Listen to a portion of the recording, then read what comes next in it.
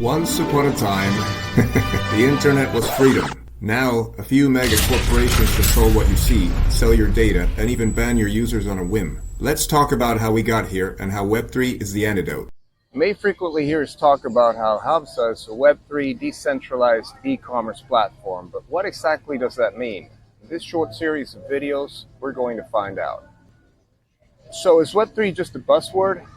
At least I used to think so a while back ago until I realized just how broken the internet we have today is and how Web3 is the fix. You see, Web3 is about restoring power to individual users like you and I.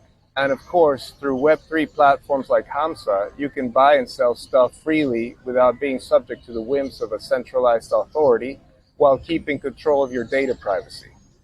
In order to better understand this, we're going to talk about Web 1 and Web 2, which are the Web 3 predecessors.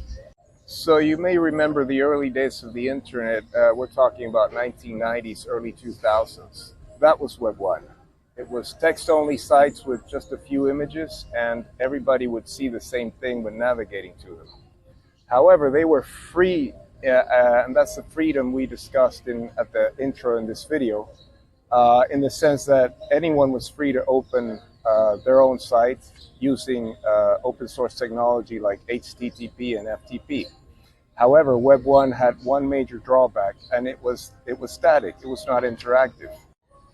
So Web 2 is the internet as we know it today. It's the internet of social networks and sites like Amazon, Facebook, Google, etc. They were pretty much interactive and convenient to use, and they were free to register in.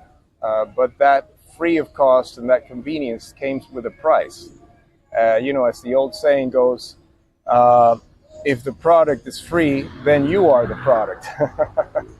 So the price you pay for that is you don't have any data privacy. You don't have any control of your data privacy, and these platforms can deplatform you anytime they want.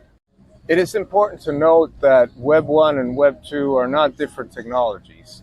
Web 2 is just the same Web 1 wrapped up in interactivity, basically. However, Web 3 is a new technology, but I'll owe that to you guys for the next video. As always, don't forget to like and subscribe.